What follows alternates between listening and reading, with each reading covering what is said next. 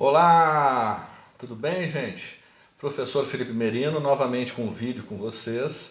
E hoje eu vou tratar de um assunto da área trabalhista. Eu sou advogado trabalhista, sou professor de Direito e Processo do Trabalho, tenho mestrado na área trabalhista e também estou fazendo doutorado na área de Direito Internacional do Trabalho. Venho fazendo pesquisas atualizadas sempre para trazer um conteúdo de qualidade para vocês. Hoje o nosso assunto é compliance, né? É um tema que vem sendo bem discutido pela sociedade como um todo e um tema que está muito nas redes sociais, na mídia hoje em dia, né? Então nós temos que esclarecer o que é o compliance e aqui nós vamos falar do compliance especificamente do compliance trabalhista, o compliance dentro do direito do trabalho, né? Primeiramente eu quero esclarecer para vocês que o compliance, como muitas pessoas vêm citado, não é uma coisa nova, pelo menos no direito do trabalho, né? O assunto compliance é uma coisa antiga e que já vem sendo tratado e abordado nas faculdades de direito, nas universidades, pelos escritórios de advocacia, principalmente escritórios que prestam assessoria para empresas, né? Esse assunto é um assunto antigo. É que se cria uma palavra americanizada nova, um termo novo, e se vem por meio da mídia, de redes sociais, como se fosse uma coisa nova. E já ouvi falar coisas que são ignorâncias, né? Muitas vezes pessoas falando que compliance é uma coisa totalmente nova, e que não basta ser advogado, que tem que estudar compliance especificamente para aprender. Não, isso não é verdade. Tá? O compliance não é uma coisa nova. A forma de abordagem talvez seja nova. Compliance, a questão, o que é compliance? Cumprimento, prevenção, né? Cumprir as normas. E cumprindo as normas, realizar uma prevenção. Essa é a ideia de compliance. E com isso gerar uma economia na empresa. Então a ideia, a tradução de compliance é isso. O que eu entendo como prevenção de riscos nas empresas, que é uma matéria debatida nas universidades há muitos anos, né? Então não é quem fez um curso de direito bom, ou uma pós-graduação, ou enfim, estudou essa área, não tem necessidade de fazer um curso de compliance específico para aprender isso. É claro, se por acaso você não teve isso na faculdade ou não se aprofundou nesse assunto, aí tudo bem. Mas hoje eu vou falar especificamente do compliance trabalhista para vocês e vocês vão ver de uma forma simples que não é uma coisa difícil de compreender, é uma coisa fácil de compreender dentro do direito. O que acontece nas empresas hoje? Tem muitas empresas trabalhistas que sofrem processos trabalhistas e que dizem, nossa, o problema hoje é o empregado que entra com a ação trabalhista e quebra a empresa, né? Quer dizer, o empregador joga a culpa no empregado como se o empregado fosse o vilão das causas trabalhistas, como se ele causasse esse mal das causas trabalhistas e que gerasse um prejuízo para a empresa, o que não é verdade, né? Porque geralmente quando acontece uma ação é porque o empresário não cumpriu as suas obrigações, não pagou de forma correta ou até não fez coisas que tinha que fazer com prevenção.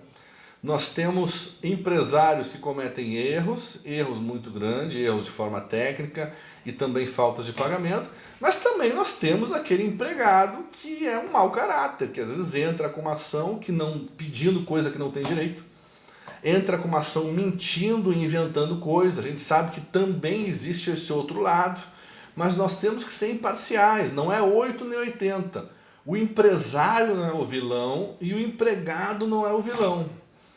Todos são necessários, nós precisamos dos empregados para que a empresa tenha giro, para que ela tenha produtividade, e nós precisamos dos empresários porque eles são as pessoas que geram emprego. Então todos são importantes, os bons empresários e os bons empregados, que não podem pagar pelos erros dos maus empresários e nem erros daqueles maus empregados que fazem ações sem fundamento. Então nós temos que separar isso, tá? Vamos falar das pessoas corretas, vamos falar das empresas corretas, né? Vamos falar do que se deve fazer e também se prevenir das duas formas quando você tem um empresário mau caráter ou quando você tem um empregado mau caráter, né?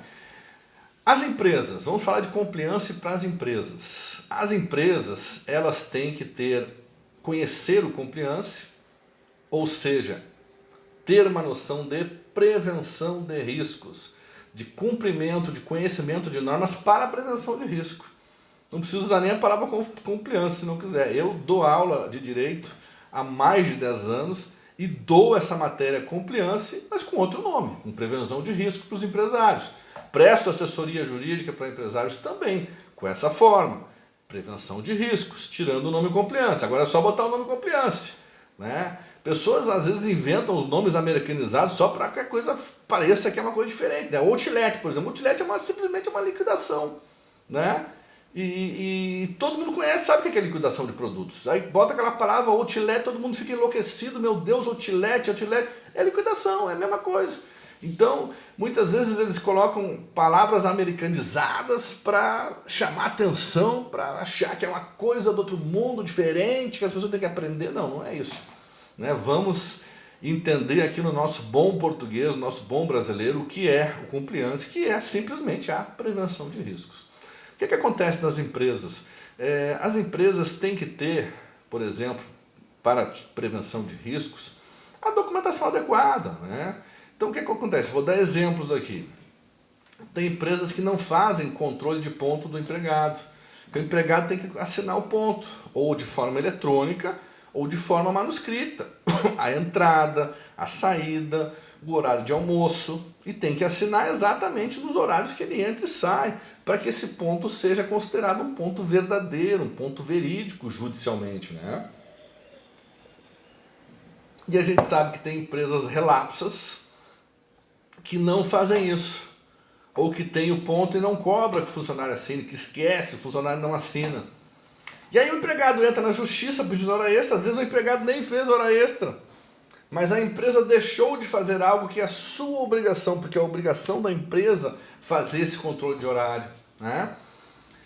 E aí, quando chega na justiça, o que acontece? A empresa não tem provas de controle de jornada do empregado. E às vezes a empresa é condenada a pagar hora extra para o empregado simplesmente porque não fez esse controle de horário. Foi relapsa. O empregado está errado, às vezes pediu hora extras que não tinha direito, pode ser que sim. Pode ser que não, pode ser que ele tenha hora extra mesmo. Mas mesmo que ele não tenha hora extra, se a empresa não tem controle de horário, essa empresa pode ser condenada a pagar hora extra simplesmente porque não controlou o horário, não tem uma prova de controle de horário. É claro que ela pode buscar outros meios de prova, mas é muito mais difícil quando ela não tem o controle de jornada. O juiz geralmente vai acabar dando ganho de causa para o empregado, até se ele não tiver razão. Isso é uma coisa ruim, mas é erro do empresário, né? Dei um exemplo. Outro exemplo, o que eu vejo muito erro de empresários, né? Eu sou amigo do meu empregado, então eu dou dinheiro para ele e a gente acerta as coisas de boca, né? A lei não permite isso, gente. Todo pagamento tem que ser registrado com recibo, com assinatura firmada ou um depósito na conta do empregado, que é o mais certo para você ficar com comprovante de pagamento.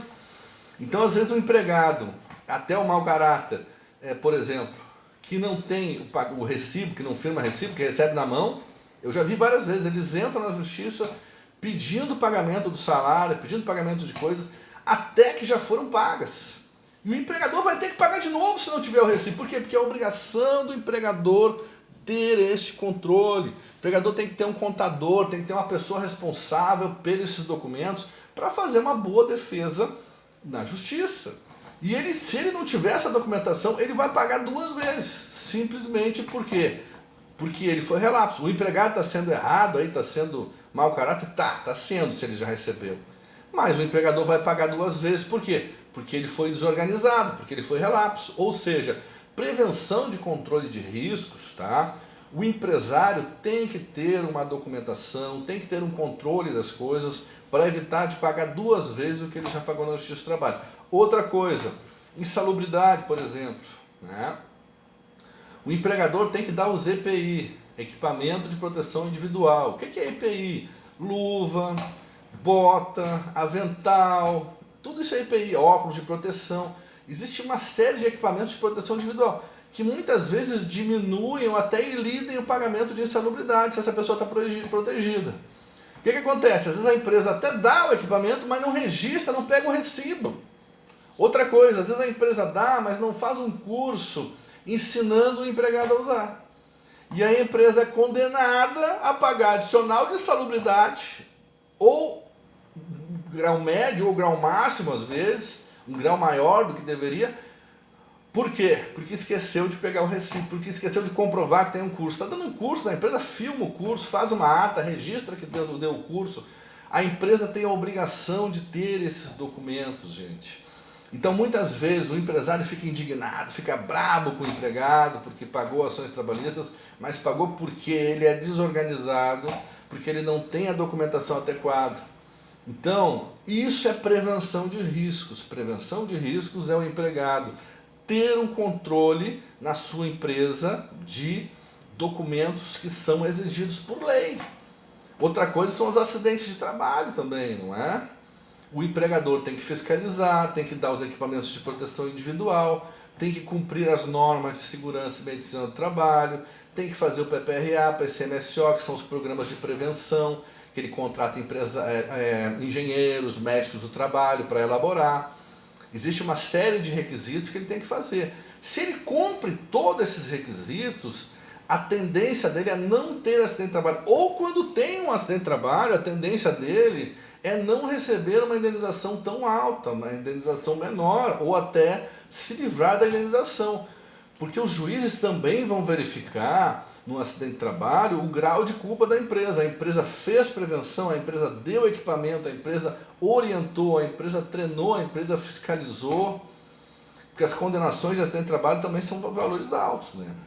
Então, tudo isso, eu dei aqui para vocês alguns exemplos, mas tem vários exemplos, né, que nós podemos trabalhar dentro de compliance, dentro de prevenção de riscos, né, que a empresa pode economizar,